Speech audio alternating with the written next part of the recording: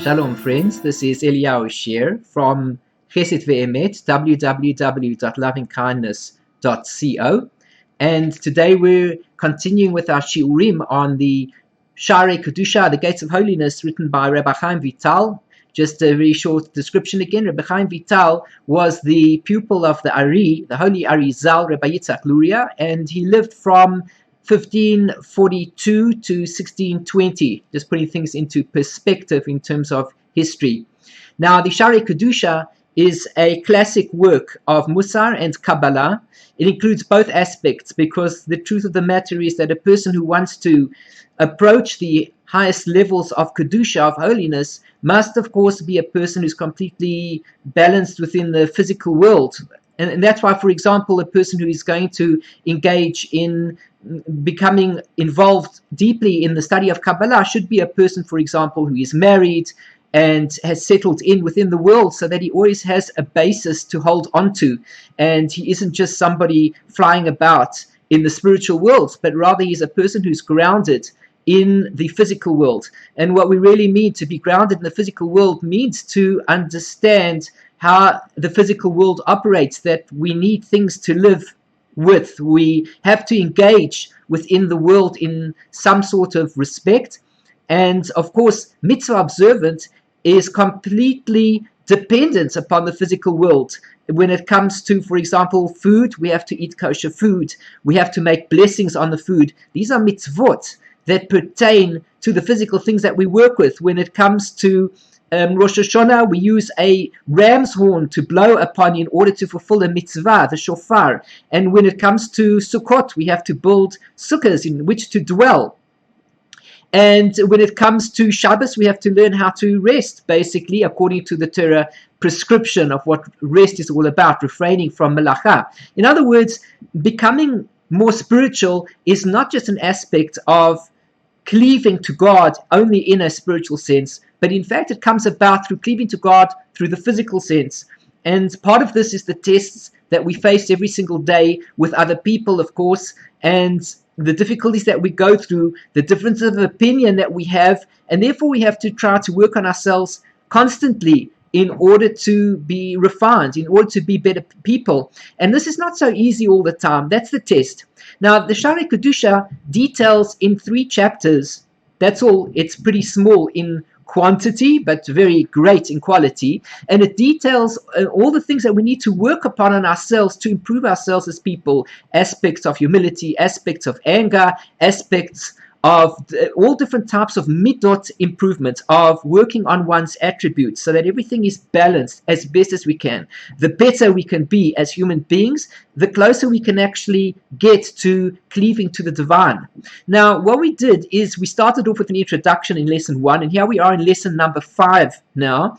And what we did after lesson number 1 is we kind of jumped to chapter number 3. After we did the introduction to the Shaarei Kedushah, we jumped to chapter 3, and we're looking at section 8, which is the last section in chapter 3. And why we've done that is in order to give the viewer the opportunity to see where he's going in terms of his working on himself. What's the ideal? What is he trying to achieve through all of this? Rabbi Chaim Vital is in fact teaching us the keys to Ruach HaKodesh, to divine inspiration, to cleaving to God. Now, this is a very high level to achieve, and Rabbi Chaim Vital puts this section at the end because he's telling us that ultimately we have to work on ourselves as human beings first. After we've improved ourselves as human beings, we can fly to the highest levels of Kedusha and cleave to godliness, to cleave to God, and experience the spiritual world on a much higher level.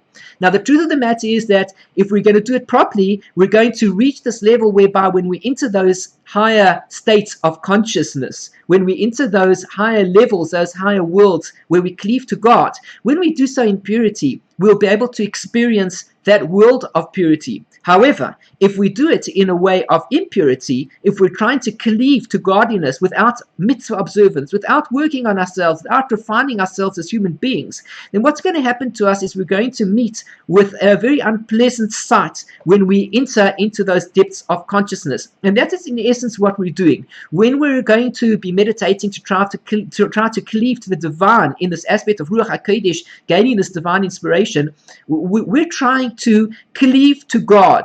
But if we're doing so in the wrong way, all that's going to happen to us is as we enter into the depths of the subconscious mind, the mind that is lying behind everything that we're doing, what's actually going to happen to us is we're going to enter into worlds which are not to our benefit. And that's going to be quite dangerous. And perhaps from that perspective, the rabbis and the Mukabbalim are telling us that these are not things that we should be pursuing in our lives if we're not balanced people. We need to fit into a regular Seder of the day, a regular order of the day. How do you wake up in the morning? How do you wash your hands? How do you daven, Shachris, Mincha, Mariv? How do you wear tefillin? What thoughts should one have in mind? And then, of course, as we said before, eating kosher and fulfilling all the mitzvahs that we need to do.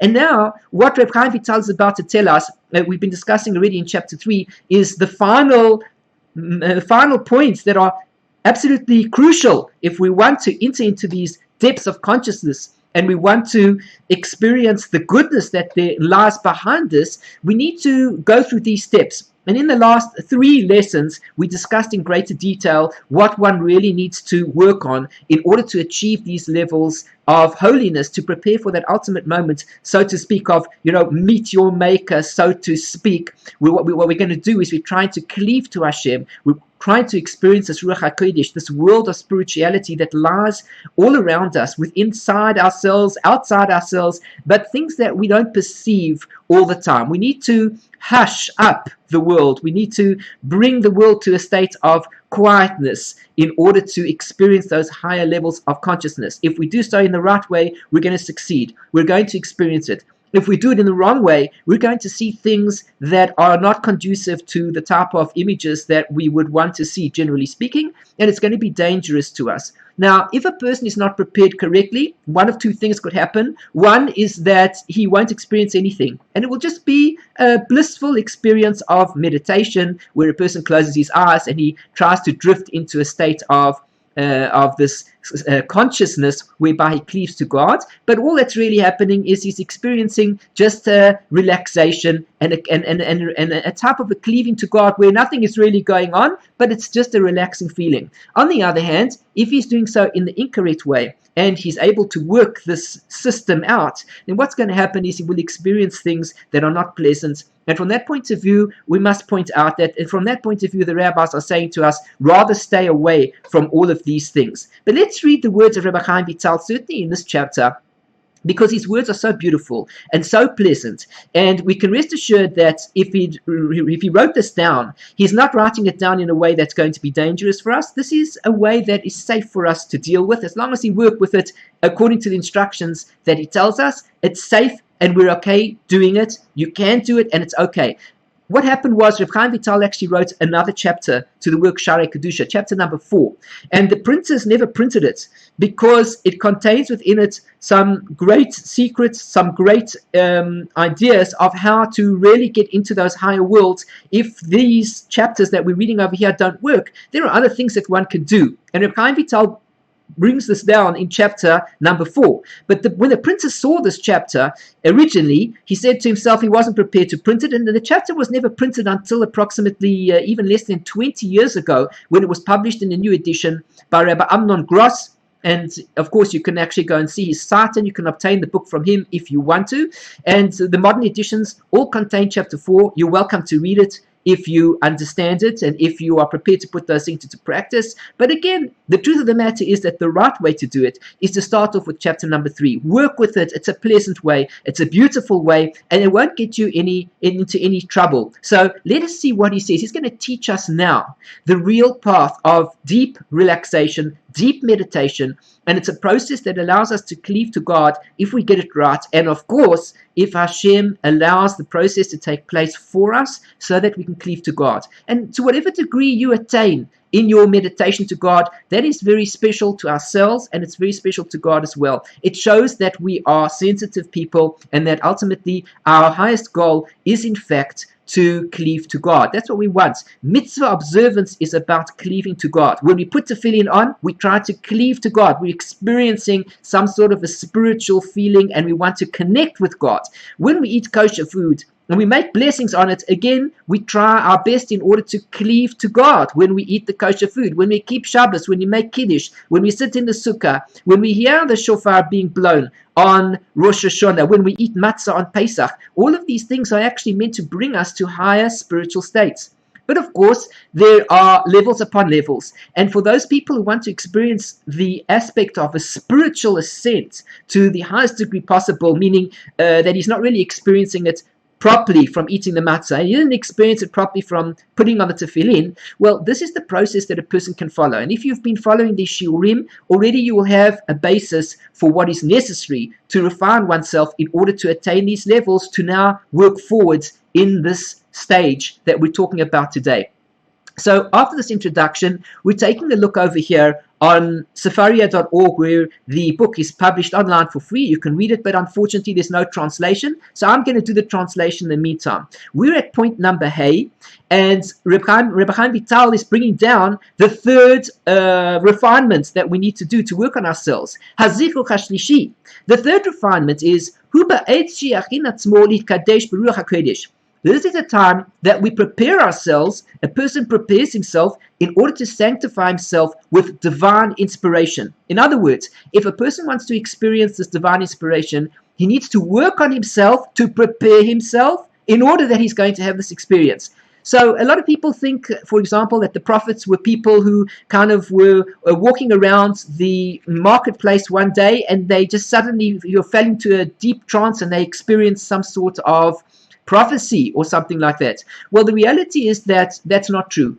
Prophets had to achieve their level of prophecy by means of a process of going to a school which taught how to prophesy. And what they did basically is they, of course, refined themselves, they purified themselves, and they learned the process involved.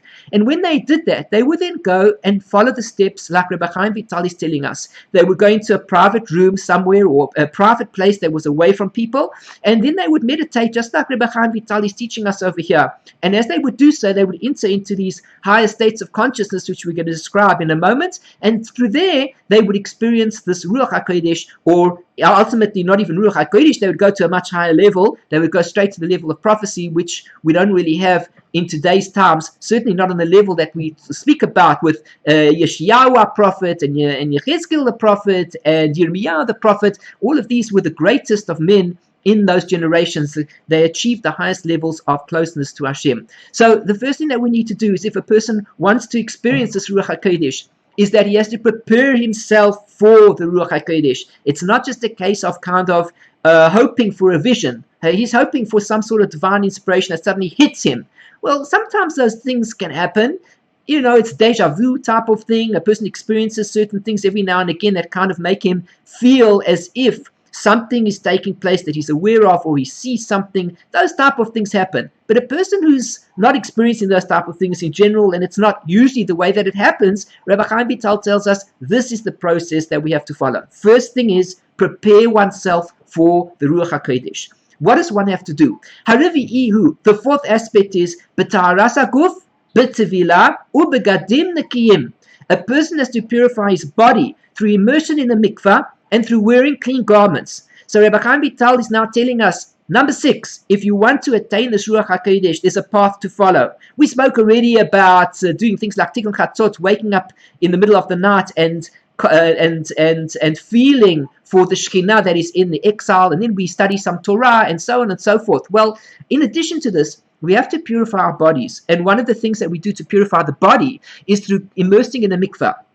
Now, every time a person immerses in a mikvah, he sanctifies himself. He kind of gets rid of the dirt that is surrounding the soul. Those people who want to just try this once off and twice off, etc. So, by all means, go to the mikvah once and do this meditation, or twice and do the meditation. If a person is really serious about sanctifying himself and coming closer to Hashem, so he would go to mikveh, for example. Many people go to mikveh before Rosh Hashanah, before Yom Kippur, and before other Chagim. But some people, Hasidim, will go to the mikveh on every Erev Shabbos, in preparation of Shabbos. And other Hasidim who really feel the importance of what this is all about, to purify one's body, of course, go to mikveh every single day. Once a day they go. Before Shacharis in the morning is the usual time to go. That's the correct time to go.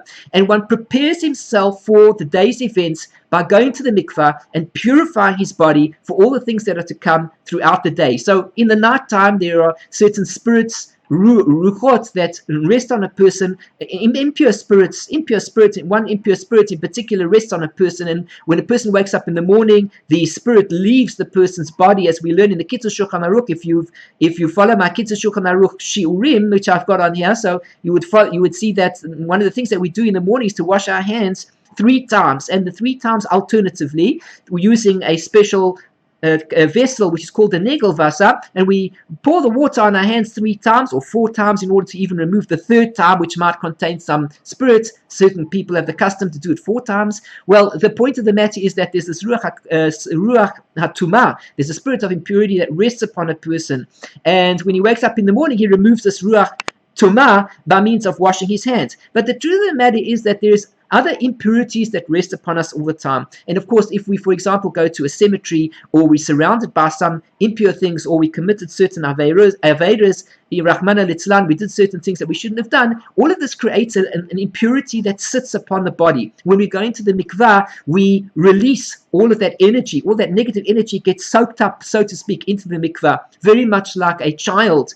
a baby who is in the womb of his mother. And the womb is this area of purity. It's a place where there's nourishment, and the child has done nothing wrong. All the child does in this mikvah of water in the womb is the child is being nourished by the purity of whatever is happening as the child grows during the 9 months period. According to the Torah, we all taught the Torah in the womb. So before we are born, everybody learns the entire Torah, and then when a person is born, an angel comes along and causes him to forget the entire Torah, and he must strive his entire life to remember or study the Torah in order to remember the things that he was once taught. But the womb is the place of this purity. The womb is the place of the Torah. And so therefore, when we go into the mikvah, it's similar to the same idea where we enter the womb. And then once we go under the water and we come out, it's as if it's, so to speak, this rejuvenation whereby we come out of the mikvah with all of the dross removed from us, and so that we can begin the day and we can start our davening in a state of purity. So the 4th aspect we said is it's vital, actually, and it should not be ignored. Anybody who goes against this and doesn't want to go to the mikveh and they think they can just go along with the rest of the process will be sadly mistaken, because the way to purity is by doing things that are pure. And part of that process of purity is to go to the mikveh, and ideally one should in fact go to the mikveh every single day in the morning. And then he mentions over here one should also wear begadim nekiyim. Of course, this is the process that we want to take. We want to cleave to God, and therefore the cleaving to God should be done in a way where one's garments are clean. This is a very interesting subject altogether, that a Torah scholar's garments should be clean all the time. And indeed, we know when we look in society and we see that, let's say, businessmen, for example, and I'm not talking about necessarily all businessmen, I'm just speaking in a general sense, they'll go to a meeting and they'll be wearing a very smart suit and a tie, and the shoes are shined, and everything is in absolute prim and proper condition. Well, the truth of the matter is that part of the look of a Talmid Chacham should be similar to this. And it doesn't mean to say he has to walk around in a tie, etc. But the point of the matter is that he should be wearing garments that are clean and smart and sparkling, so that when people look at him, they don't feel disgust towards the Torah scholar, which can, of course, be very difficult at times, because many times Torah scholars, unfortunately, sitting and learning in kollel or whatever it is that they're doing, don't have money to purchase the new garments. So we should appreciate that also. And, supporting a Torah scholar takes a part in giving him the opportunity to be able to buy new garments on a regular basis, that he can look clean and honorable. Because if he's studying Torah, he's learning the laws of the King of all kings, meaning HaKadosh Baruch Hu, the Holy One, blessed is He, that he's learning His laws, and he acts as a sample, so to speak. He is the example and the sample of what the king is all about. He is the king's model. And so when he walks around and he looks smart and he looks sparkling, and people say, well, look how he looks. And then, what does he do? Is he what is he? Is he a doctor? Is he a businessman? Well, what does he do? He looks smart, spick and span. And they say he's a Torah scholar. Wow, they say, do Torah scholars dress like that? He looks very important. He looks most admirable. He looks really important, and people respect the Torah scholar because of now what he looks like. Now, the truth of the matter is that when one is now engaged in the process of this meditation that we're going to speak about, one should actually go into the meditation wearing clean garments. Ideally, if a person can, he should have white garments, because white represents the purity. And when a person is sitting down on a chair, or he's got his legs folded, he's sitting on his bed, it doesn't matter where he's going to do the meditation. That's irrelevant.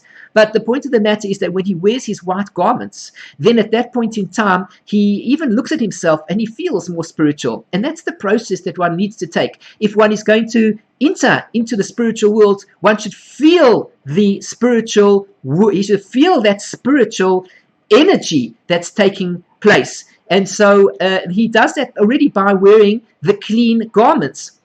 Ideally, of course, the white garments. Anybody who knows the Baba Sali, Rabbi Chatzera, so he was a great Kabbalist. He died in 1890 to 1984, and he was an outstanding Moroccan sage, understood all of Torah, of course. He was a Dayan as well, and he was an outstanding Torah scholar, and he knew the secrets of everything. He was really a special person.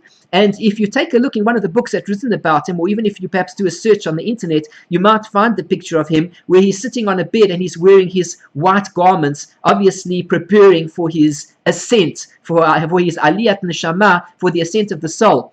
And he was doing so wearing these white garments because this is the process. Much like if a person is playing soccer or rugby or tennis, he wears the garments that are necessary for the particular sport that he's going to be doing. And the garments represent what one is doing. If one is a police officer, one wears garments that are smart, and he wears a hat, and he wears a badge, and all the different things that show he's a police officer. If he's playing soccer, he wears special boots that have studs underneath to grasp onto the ground. And if he plays tennis, he wears, the garments are short pants and a short sleeve shirt and a headband, let's say, to protect him from all the sweat on his forehead. He's all prepared and ready for the tennis game, for the soccer game, and whatever it is that he's doing, is the policeman or whatever it is that he's doing, he wears the garments that are appropriate. If a person is going to now engage in this deep meditation that we're about to speak about, which he finally got to, he must prepare himself by wearing clean garments.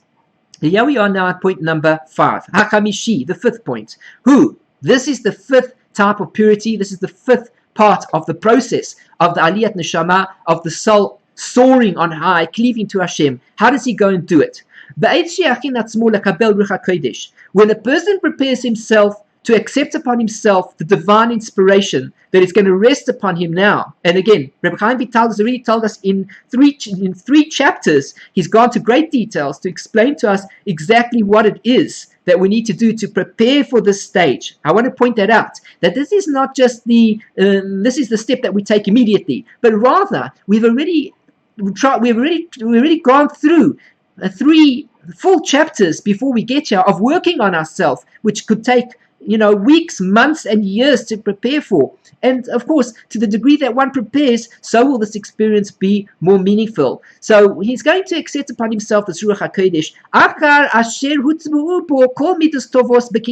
And that's what Rabbi Chaim Vital tells us. After there is ingrained within him all the good attributes as an acquisition, that means to say that he's learned how to work all these attributes correctly, his humility and his anger and his dispositions and his hunger and his satiation and his overeating and all the different things. Where there's good, he holds on to the good. Where there's bad, he removes the bad. He knows when to put each thing in its correct place. Again, nobody's perfect. Nobody says you're going to get everything perfect in a day. Nobody says anybody can do such things. But remember, to the degree that one can perfect himself, to that degree, he can release his soul from all the physical things in this world, and he can ascend on high. Now, what does he do? Says Rabbi Chaim Vital, he should enter into a bebayit yechidi. He should enter into a particular room by himself, through immersion and through holiness. So he goes into a room by himself, wherever the room is. It could be a room in his house, or it could be even his office somewhere where he knows that it's private and people won't disturb him over there. Whatever he uses as a room to get away from people, where he can keep to himself and he won't be disturbed. Now,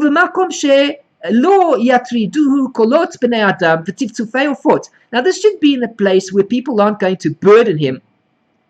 For example, there won't be outside voices and noises of people talking, and the tiftufe or foot and the chirping of the birds. Nothing should disturb him. Ideally, what we want over here is a situation whereby when he walks into the room, there's the silence. Now, people don't know about that today. Everybody is filled with noise around them. All sorts of activities taking place. Cars driving by, and the cars are hooting, and the motorcycles are going by, and everybody wants to show how fast the motorbike can go, and they rev it up to the highest amount possible. It's this loud noise to excite everybody. Everybody gets excited by this. Next thing you know, the neighbors are jumping into the swimming pool and screaming at the top of their voices, and then the music gets put on full blast. It's, heavy metal music. It's really going to get you into a great frame of mind so that you're prepared for this deep meditation. Well, actually, none of those things are going to prepare for the meditation. The meditation comes about through a state of control and a state of quiet, calmness, relaxation. This is what we want to do to experience this Ruach HaKodesh. So even if you're hearing the sounds of the birds outside and people are speaking outside, even these things can disturb a person, because think about it for a second. If you close your eyes and you want to start thinking about ascending on high, cleaving to God, the first thing that comes into a person's mind is, things like, what am I going to have for lunch? Or, wait, what bills are there for me to pay? Or what do I have to do this afternoon? Or what do I have to do tomorrow morning when I wake up? Or what time do I have to be at work? And all of a sudden, all these confusing thoughts come into a person's head.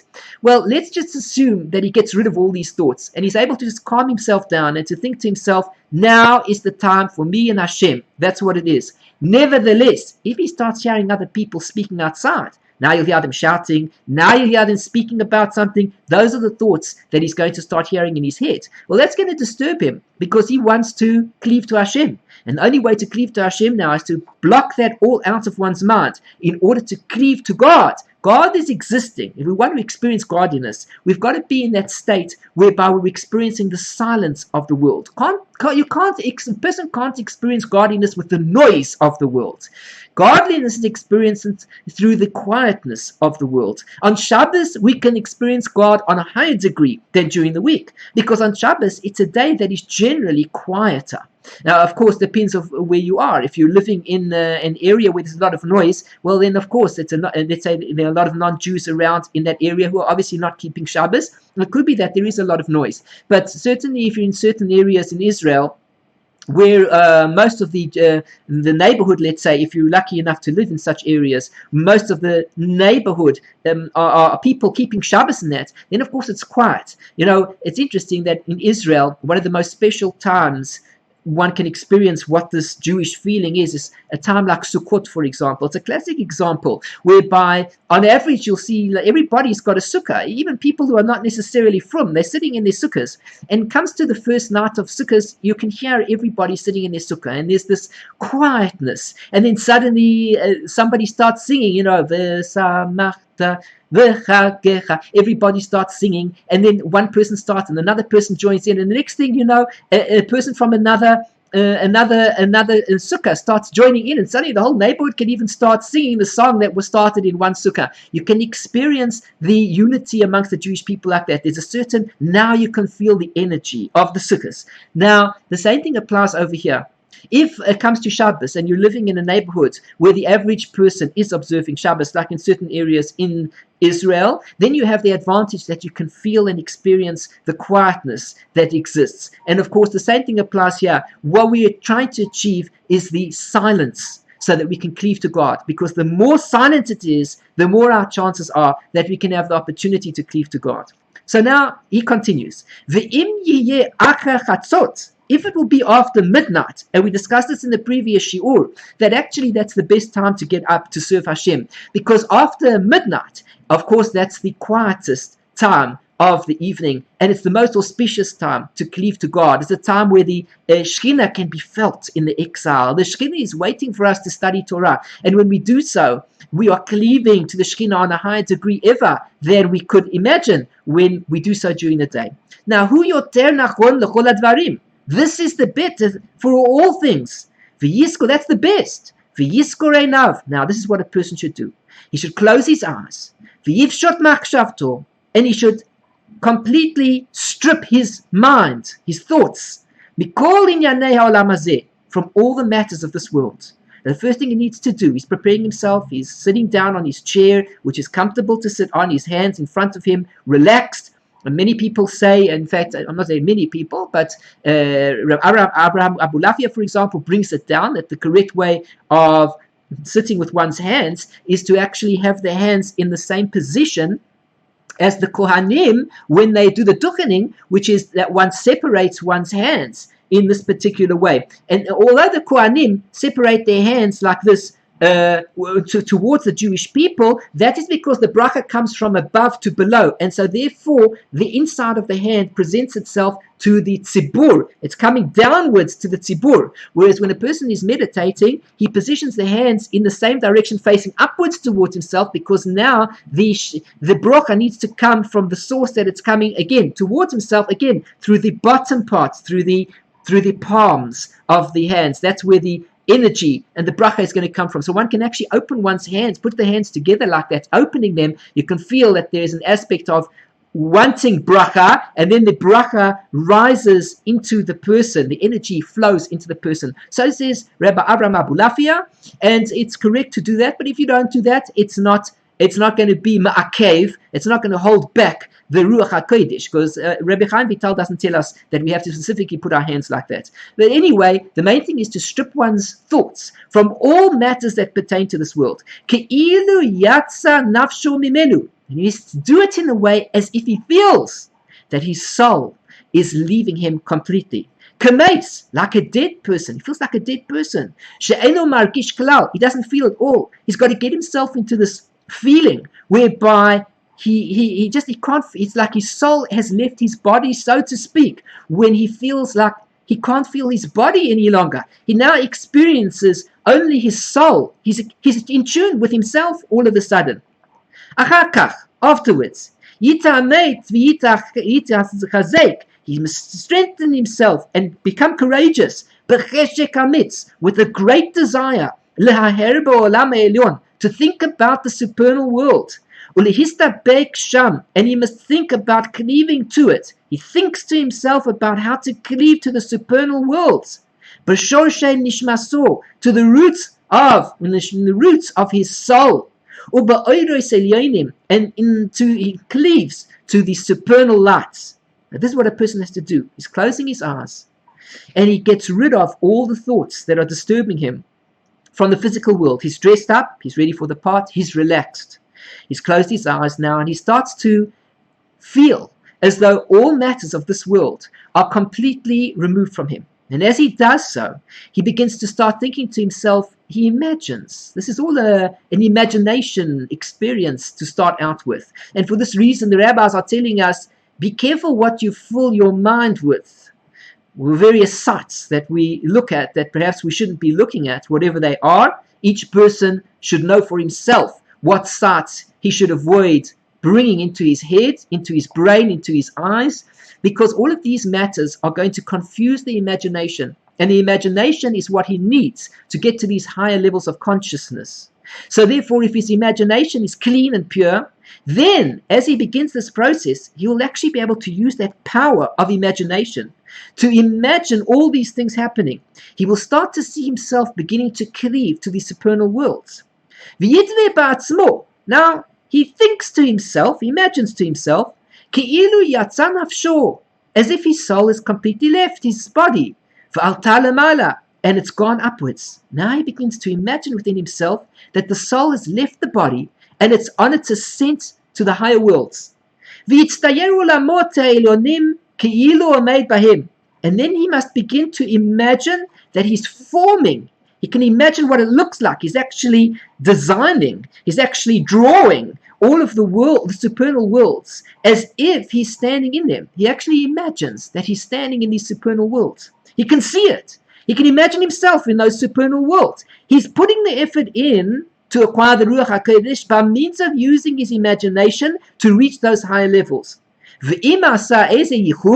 Rabbi Chaim Vital teaches us another pointer. He says if you're doing a certain Yichud, one of the books that Rabbi Chaim Vital wrote, the teachings of the Ari, is known as the Shaarei Yichudim, and the Shaarei Yichudim deals with the Shaarei Kavanot, I should say. The Shaarei Kavanot deals with the aspects of Yichudim in all the Kavanot that we should have when we are involved in various mitzvot. And what we do is we do a yichud, but it's not something that the average person will know, because it takes a lot of study before a person can get to the level of understanding how to perform a yichud. Suggestions would be first to study all of Otzrot Chaim, 3 times, 4 times, 5 times, 6 times, 7 times, whatever it's going to be. No joke.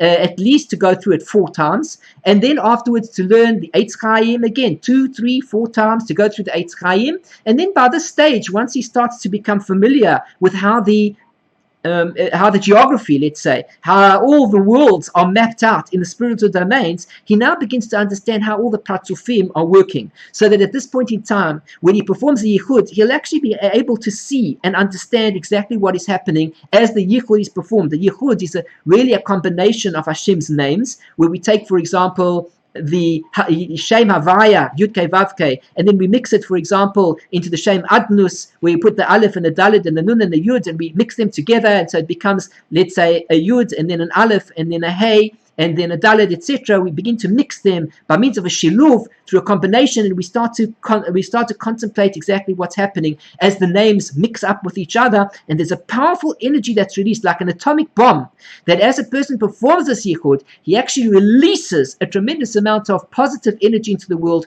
creating amazing things. But this is something for people who are on a very advanced level. And so he says, if a person does a yichud, then what should he do? Again, he should think about the yichud. He does not pronounce the words. Rather, he thinks of the yichud in his head. He begins to see the letters.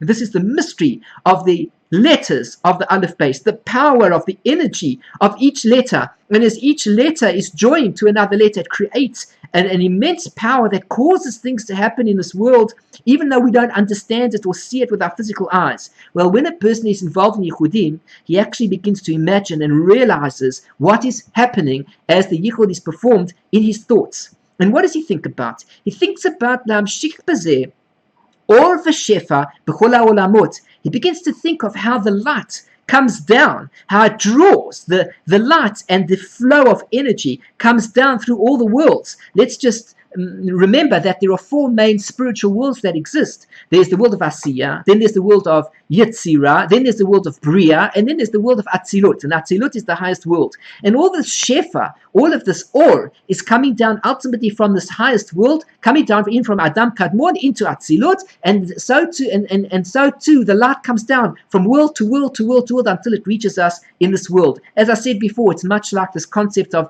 the person who goes to this fun fair, and he strikes a surface which has a connection to a bell, a type of a thing, a type of a ball that strikes a bell at the top, and then when it hits the bell, it comes down again. It's the same type of idea that we're doing over here. The yichud is performed, and it kind of hits a certain point and causes an energy to flow into this world, And a person who understands how it works will actually be able to see this divine energy coming down into this world. And of course, this is a very high level to attain. So he begins to see the Or Shefa b'chol olamot. He sees the light coming down.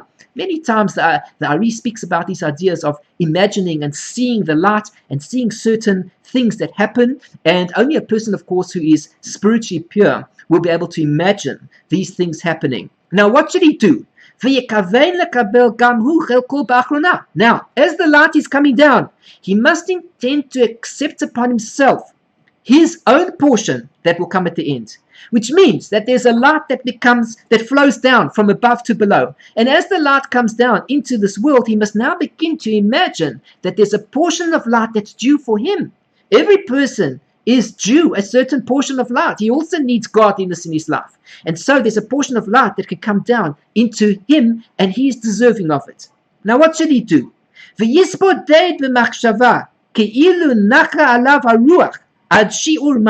Now, he must meditate in his thoughts as if there is resting upon him a spirit for a certain measurement or a certain degree of spirit that now rests upon him. Now there's the spirit of purity. You've got to imagine that the spirit comes upon him and he begins to feel that there's a divine energy that comes upon him. Now, Rabbi Chaim Vital says the following: Ve'im lo yargish ma'uma. Could be that a person doesn't feel anything. He's just imagining it. And he's trying to feel, but he's really making it up. He's not feeling anything. It seems to be that he still is not fitting and ready. Now, if a person is meditating, and it turns out after this meditation, he's contemplating, he's trying to bring down this feeling, this divine energy, and nothing seems to be happening. Nothing seems to be going his way. Rabbi Chaim Vital says, don't worry about it. He says, it's not the end of the world. He says, that happens. It seems the person isn't ready yet. That's all. And so what should he do about it? He should strengthen himself more from then onwards. Through more service and more holiness. Go to the Mikveh, put the tefillin on, put on Rabbeinu Tam tefillin, speak better to people, don't speak Lashon Hara, eat better, say your brachot, eat kosher, eat better kosher, say your brachot as you should. Don't speak Lashon Hara about people all the time. Don't hate each other. Do acts of kindness. All the mitzvot that we need to do to purify ourselves so that we prepare ourselves for cleaving to Hashem. And then he should return again after a few days, and he should do it again. Until he merits it. Until he merits it and it rests upon him the spirit. So Rabbi Chaim Vital, in one paragraph, has basically taught us the secrets of the deepest levels of meditation. For those who want to do it, other sources teach us very clearly that the correct way of doing it is to meditate every single day. Every day a person should put aside 20 minutes if he can, half an hour if he's able to, at least 20 minutes, half an hour, if he can. And he should close his eyes and he should go through this process until Hashem will have mercy upon him, and there will be a certain measurement of Ruach HaKodesh that rests upon him. To the degree that he's able to purify himself, to that degree he can experience the Ruach HaKodesh and feel closer to Hashem. Whatever that means, each person to himself. There are great Mekubalim who experience this Ruach HaKodesh to degrees that none of us can imagine. And then there's a simple person who simply wants to feel like when he's finished the meditation, he feels different. He feels that God is there. He experienced it, and he knows there's more to life than the physical world that we see. He realizes that life is not just about eating and drinking in order for the purpose of living another day so that eventually he'll die and he'll complete his 70 years in the world. And when they ask him in Shamayim, what did you achieve? He'll say, well, the main thing was I ate and drank, and I did it for 70 years. I ate, drank, and I slept, and I had some holidays along the way. And I died. I made it, God. I did it. I got through your maze. I managed. Well, to a certain degree, the person did manage. He got through his 70 years of life and he took care of himself with God's help, of course. But he missed the boat. He missed the purpose. He missed the idea. What did he get the car for? The car was for the purpose of getting to the destination. If a person gets into a car, he can think to himself, you know what? My whole purpose of driving the car is to drive the car. Well, there are certain cars that one can drive for that purpose, that he experiences the happiness and the comfort of the car, and he says, I'm just going for a drive, and he loves driving. That's true. But on the whole, if you ask the average person, cars are bought for the purpose of getting us from A to Z, from A to Z. The purpose of the car is that we get into it, we use it as a vehicle, that's exactly what it is, and we get to our destination, then we park the car. In fact, we're actually not interested in the car at all. If we knew how, we would close our eyes and we'd all do kafitzas haderech. We'd close our eyes and follow the Kabbalistic practice in which by saying certain words and thinking certain things, we could transport ourselves from one portion of the world to another in 1 second, and we would need no car. I mean, if we ask the average person, look, you've got to go and see your family overseas. Now, you've got a few choices here. The first choice about seeing your family overseas is you can walk there. Would you like to do that? The person says, no, that'll take me a long time because they're overseas and you're going to swim in the water. It's going to take too long anyway, the sharks, whatnot. I probably won't make it. I've got to eat as well. I can't get through the whole sea. It's impossible. So, all right, fine. Let's do another thing. What about doing a car journey? They travel by car. And you know what? When you get to the sea, get a hovercraft, use the hovercraft to go to the other side, and then afterwards, you get another car on the other side and you drive to. Well, that's a nice idea, he says. But you know what? At the end of the day, it's still too bulky. It's too long. I've got to get into the car and the hovercraft and then the car on the other side. Isn't there an easier way? You say to him, so take a plane ride. Oh, a plane ride? He says, how does that work? Well, you have to prepare. You go through customs. You pack your bag, and then you go through customs, and it takes 2 or 3 hours. You sit on the plane. Hopefully, everything goes smoothly, and there's not too much turbulence, and you get to your destination. How long does it take? He asks. You tell him it takes 8 hours to get from A to B. He says, 8 hours? That's not too bad. Or it's 15 hours. You tell him 15 hours. It's still a long time, but it's probably faster than a car. Why use a car when I can take the plane? So fine. Somebody says to him, you know what? Why don't you take a Concorde? Go on the Concorde. You'll get your destination in an hour. It's just an hour. It's perfect. Let's get on the plane, get off it, and I'm already there. It's much easier. So at the end of the day, what I'm saying is a person doesn't even want the vehicle to get to his destination. What he really wants is to be at his destination. But the vehicle is the means to get him to his destination. That's the point of the vehicle. And what he wants is the vehicle that will get him to his destination as fast as possible. But the vehicle itself is worthless. In fact, the average person doesn't want to have to worry about taking care of the jet. He doesn't have to worry about the dirt that accumulates in it, that the engine gets rusty, that it needs constant supervision, constant repair, all sorts of things. You've got to clean it on the outside, clean it on the inside. There's a lot of work to do. Ideally, if he could avoid it, he wouldn't deal with any of this. But unfortunately, if he wants to get to his destination, he needs the jet. And if not the jet, he needs the ordinary aeroplane. And if there are no airplanes around, he needs a car or a boat or a ship, whatever it is. But all of these things are vehicles to get us to our destination. Anybody who's sitting in a car who thinks that the purpose of the journey is to get the car from A to B is sadly mistaken. The purpose of the car is to get the person from A to B, and the car is the vehicle that gets him from A to B. So too, the body is the vehicle that gets us from our destination, from our location where we begin in this world until the destination where we have to go to. We eat and drink, not for the purpose of eating and drinking for the body so that we can live and then we die, much like a person who says, I think my car needs to go to the store. I'm going to drive my car to the store. So the car gets to the store. He says, I'm very happy now my car is at the store. I think I'll just wait for the car to finish its shopping. And then afterwards, I'll get back into the car and I'll take the car home again. The point of the car is to get us to the shops so that we can do the shopping. Get back into the car, get home. Of course, the more well cared for the car, the better. It will be a comfortable ride and everything will go well. But the car itself is not the essence of what we need. What we need are the things in the store. If we could do kafitzas haderech, if we were able to achieve this Kabbalistic idea of closing our eyes and just thinking of a yichud and saying certain things, and boom, we'd find ourselves in the next location that we want to be, we'd all be doing it. We do away with the cars. What do we need to worry about petrol, gas for? What do we need to worry about electricity for? We can just do it with our minds. It's much easier. So too, the human body is not the purpose of anything except to get us to our destination. We are not in the world to feed the human body in order for the human body to take care of itself for 70 years and then it dies. Rather, we feed the human body in order to be alive, that the soul is inside the body so that the soul can reach its destination.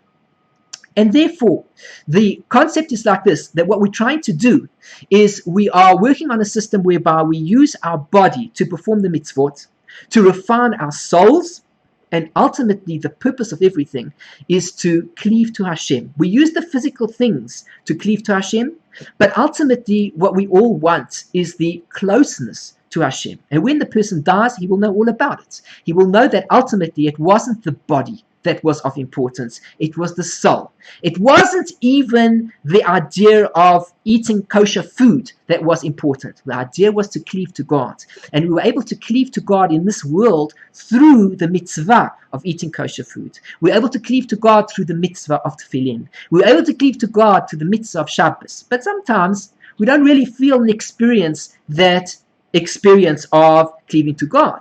So therefore, Rabbi Chaim Vital tells us that if we try to work on ourselves and we want to try to experience something of the nature of cleaving to God, one way that we can do it is through this deep meditation. He tells us how to do it in this chapter. And in the previous chapters, he's told us what we need to do to work on ourselves to prepare for it. So what one should do now is he should spend every day 20 minutes, 30 minutes, if he's able to, close his eyes and drift off and try to experience this process of coming into contact with these deeper levels of consciousness, whereby ultimately, if he is deserving, he will cleave to God and he will experience this Ruach HaKodesh, this Holy Spirit, to whatever degree he's able to. Like we said, the Mekubal, he experiences on his level. The Rebbe experiences this Ruach HaKodesh on his level. And the simple person experiences Ruach HaKodesh to the degree that he experiences it, each one to his own level, which is fine. And to the degree that a person purifies himself, the purpose of the world, again, to that degree, he will experience what it means to be close to Hashem. Let us just read on, because there's not too much to continue with. Let's read one more point here. V'kasher tachol alav, when the Spirit falls upon him, tzarik sheyavchin, he should be careful, he should make a distinction. Ulai adayin einenu zach v'naki, maybe still, he's not actually pure and clean.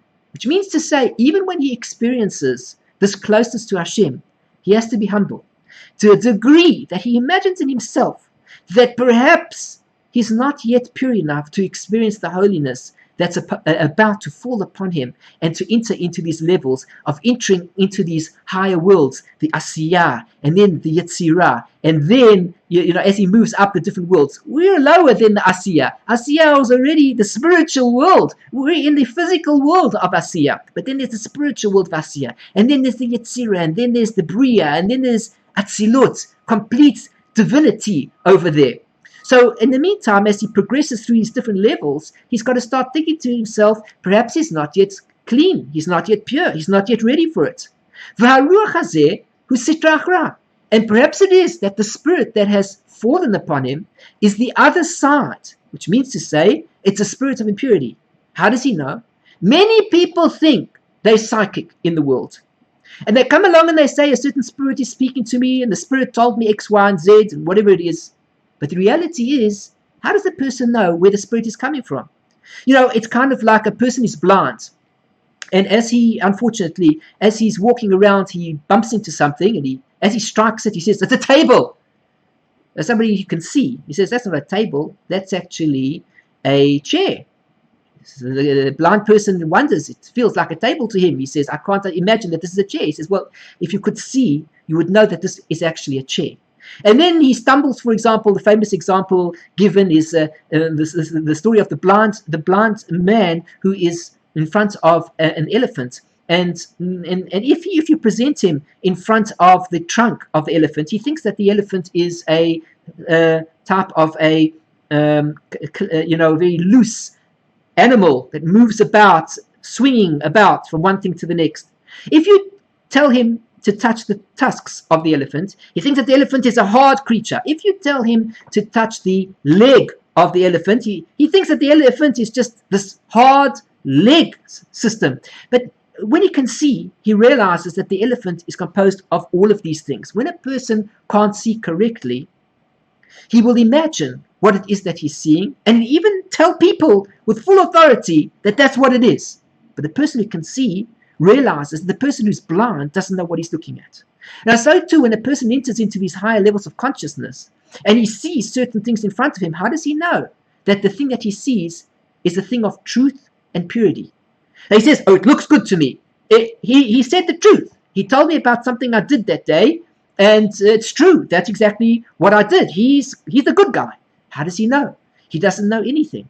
So Rabbi Chaim Vital warns us, and he says, be careful, because when one enters that state, you have to know that it could be possibly that you're not yet ready, he says to us. And maybe it's the Sitra Achra.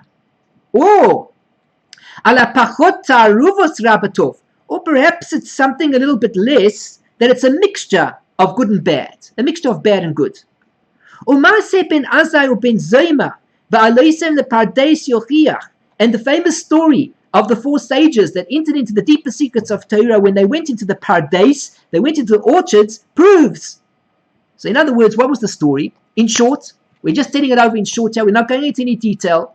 There were 4 rabbis who entered into the deepest depths of Torah study, the deepest secrets of the universe, the deepest secrets of creation, whatever we call the deepest secrets of the Pardes. And basically, Rabbi Akiva is the only rabbi to have entered the state in peace, and he came out in peace. There was a fellow by the name of Elisha ben Abuya, and he entered, and when he came out, he became a heretic, basically. He just went off the path of Yiddishkeit, and that was that. Why did he do it? We're not discussing all the things that went on, etc. It's irrelevant for this point. But the main thing to know is that the experience gave him some sort of concept that when he came back into the physical world, he felt the need to renounce his connection to Yiddishkeit, and he went off the path. And what happened to Ben Zoma and Ben Azai? Well, Ben Azai, remember, these sages of the Talmud, Ben Azai and Ben Zoma, were young men, 18 years old, 19, 20 years old. These were not men who were already in their 70s, 80s. How do we know that? One reason given is that they're called by not even their first name. Both of them were Shimon ben Azai and Shimon ben Zoma. But nobody refers to them by their first name because they are very young. So the respect was accorded to the father, Ben Azai and Ben Zoma, the son of Azai and the son of Zoma. Now, when Ben Azai entered into this holy state of cleaving to Hashem, he was so enraptured by the experience that he couldn't hold himself back, and he left the world altogether. He died in a state of Devakus, cleaving to God. That was his experience. Ben Zoyma, on the other hand, he entered into this world, into this deep level of consciousness, well, subconsciousness, unconsciousness, a world where he's in a completely different level of consciousness. And what he saw there gave him such a shock that when he came back into the physical world, he couldn't take life any longer. He wasn't able to, he went a bit mad. And he wasn't able to experience life any longer as he should have, and he died shortly afterwards. It wasn't very long after this experience that he died. Meaning what? Rabbi Chaim Vital is teaching us that the experience of entering into this Pardes, the experience of entering into this higher level of consciousness, can be a dangerous one. And therefore, if a person is not prepared, he must be careful. And if he feels that he is prepared and he wants to go full stick ahead, he's going to go straight through to that level, he must realize that even when he experiences this spirit that may descend upon him, perhaps he's not worthy of it. Perhaps it's a bad spirit. He could think of all sorts of different things that will make him realize that maybe this is not really as it should be. There's still more to attain. He mustn't get carried away and think that this is the ultimate, because as soon as he gets carried away and thinks this is the ultimate, he could end up as a Ben Azai. He could end up as a Ben Zoyma. He could end up as an Acher, Elisha ben Abuya. And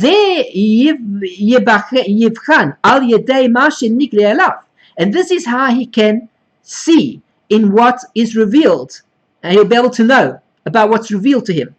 If all the things are true or false, or it's falsehood and truth that's mixed, or this is the rule. If the things are filled with all sorts of nonsense, shall hevlei haolam hazeh, of the vanities of this world, or b'dvarim she'einam al pi haTorah v'kiyetze bazeh, or there are things that are not accordance with the Torah and similar to that, which means he's seeing things that are not consistent with Torah values. He sees images that are not consistent with Torah values. He sees things that are not consistent with what the Torah teaches us. Be careful. He has to push it aside from him. And he must strengthen himself more and more. With the service, until ultimately in his life, everything will be done in a way of service, and all of these things will be faithful and through fear of heaven. Now this is very important again, that a person has to enter into the state in a state of purity, in a state of love of Hashem, in a state of wanting to cleave to God, not cleave to external forces, not to be connected with impure spirits, and so on and so forth. And if anything comes into his head that seems to be something that is contradictory to the Torah, he can bet his bottom dollar that it's not correct, that it is not kosher, and he should flee from it as fast as he can. Because when a person is in a state of purity and he cleaves to purity, what he will experience in the worlds above is purity. And he will know that, and he will be able to envision it, and he will understand that he has elevated himself and he has entered into a higher state of consciousness with the blessing of God, with the blessing of Hashem.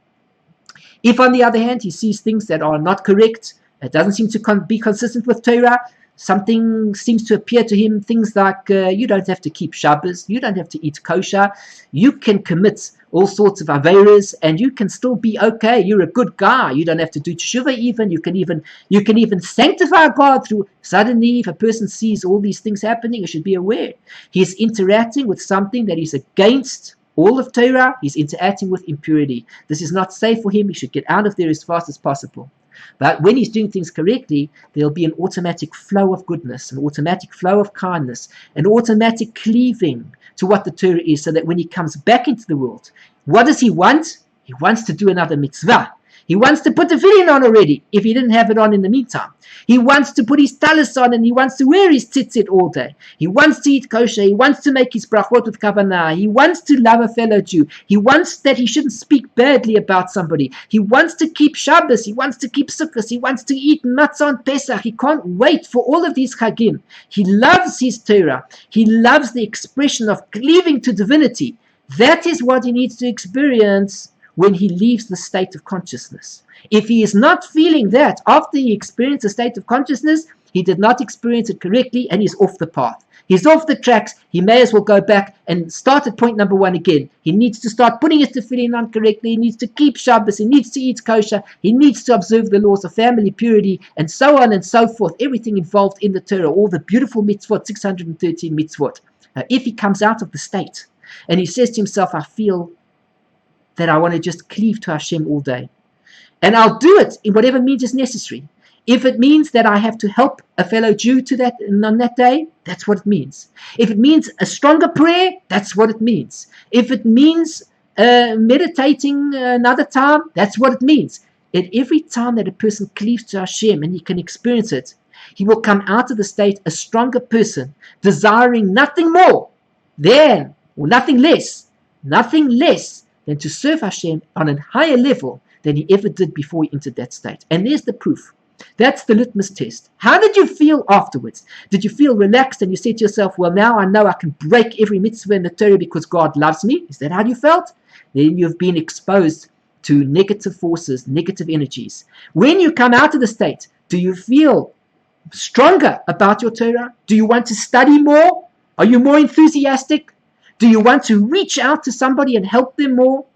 Do you want to observe another mitzvah with more strength? Then you have reached your goal. And that meditation will bring you to higher levels in the future as well. Our last point, V'da, you should know. This is what's going to happen to you, he says to, Rabbi Chaim Vital tells us. In the beginning, the spirit of this divine inspiration is going to fall upon a person at infrequent intervals. It doesn't happen every time. It's infrequent. And everything that you see in your visions are going to be simple stuff, not deep things. And also the things that are going to be in there are of a small nature. There's not much.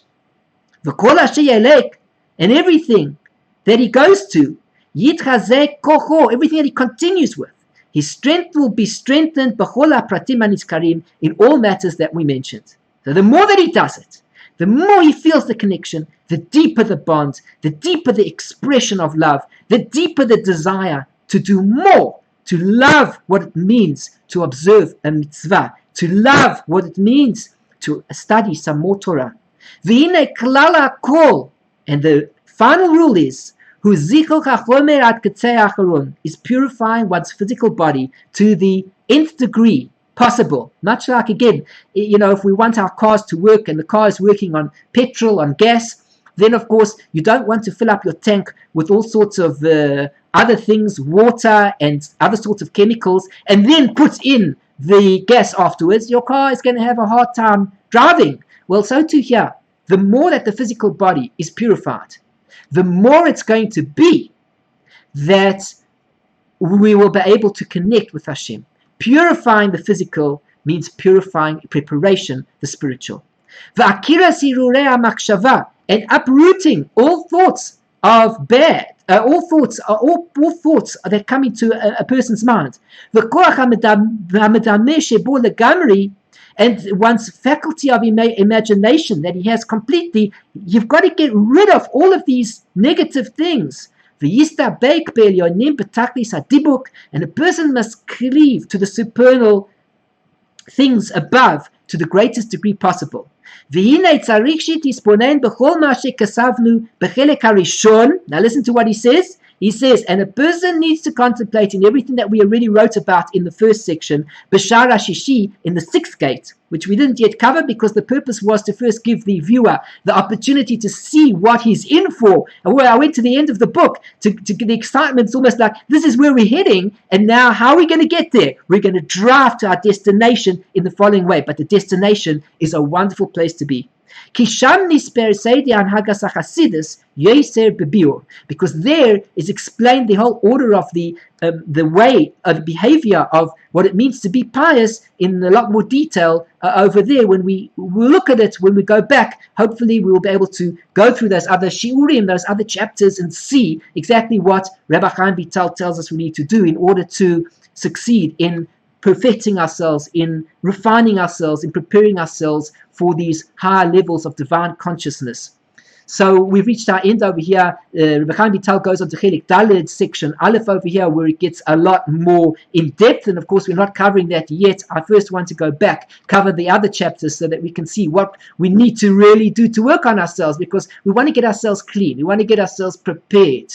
And the faster we can prepare ourselves, the easier it's going to be to enter the state of consciousness. Again, just like it is that if you're involved in an activity or a sport or whatever, you need to practice and practice and practice and practice and practice so many times, so many falls, until eventually everything comes natural. When it comes natural, the final routine, the final process of whatever's involved looks so easy. When people see one doing it, it looks like he just did it. I used to be involved in gymnastics, and if one watches gymnasts, everything looks so easy. The top gymnasts, they score 10s and 9.9s. If they do the slightest thing wrong, they lose out on a slight point here and there. Well, if you watch a gymnast in the World Olympics and things like that, you can see that the routine is so perfect, that every movement of the body works in such a way that when you see them do it, it's just so natural. I mean, it's so simple to do. But the reality is that to achieve that routine that lasts 2 minutes or 3 minutes takes dozens of hours, hundreds of hours of preparation, of sweating, of running around, of making the body supple, and all these things in preparation. Can you imagine if the gymnast would say, well, you know what I'm going to do? I know what the moves are. I saw somebody else doing it, and when the time comes, I'm just going to go and do those moves myself. Well, that's going to be a total danger. If a person wants to succeed in that gymnastics routine, he's going to have to really work on himself, getting his body supple, preparing. It's hard work until eventually when that routine comes out, when people see the person performing the routine, it looks like everybody can do it. It's just so easy. It didn't even look like it took any practice. How did they just do it? They just jumped and they spun around, and it's just so easy to do. Well, those people who know the accidents that have happened to many people in gymnastics throughout the years know well how dangerous a move can be and what it can cause a person if not done correctly. And so too, when it comes to this preparation of divine inspiration, and we're going to be entering into these holy worlds, it comes only with the greatest amount of practice and work. There's effort involved on the physical body. There's effort involved in the spiritual soul. There's effort involved in distinguishing what's true, what's false, what's pure, what's impure. And we need to work on it all the time until we can reach these levels and ultimately ascend on Aliyas Neshama, on an ascent of the soul, to attain what Rabbi Chaim Vital is telling us all. We're all able to achieve it. It does take some work, and it's a journey for everybody, but the keys are available in this chapter. In chapter 8 of section of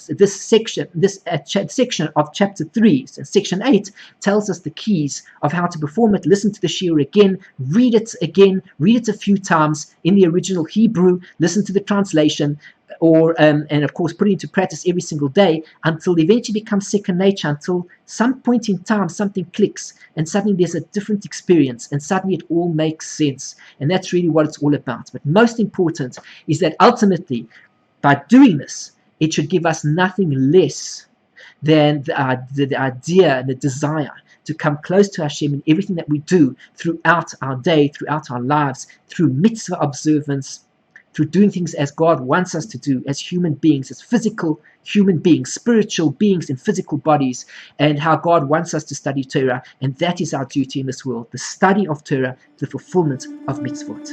And so I thank you so much for joining me and keeping going for so long in this Shi'ur. I hope that you've enjoyed it. If you have enjoyed it, please, I ask you to take a moment of your time and to like this, click on the like button, share this video with friends, comment on it, and do subscribe to my channel, because of course the more subscribers I have, the more it gives me the opportunity to reach more people and to make an impact in the things that I enjoy doing, and I hope that makes an impact on you. So again, I say, like this video, share it, comment, subscribe to my page, and do please consider becoming a supporter of Chesed Ve'emet by visiting our site www.lovingkindness.co. www.lovingkindness.co. Come to the site, become a member of the site, a regular member, by becoming a supporter on a monthly basis to the activities that we're involved in.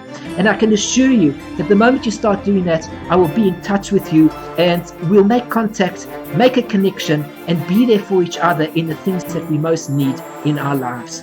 Thanks so much for joining me. I'm Eliyahu Shear, www.lovingkindness.co. See you soon in another Shi'ur. Can't wait to give another Shi'ur soon. Take care. Shalom, shalom.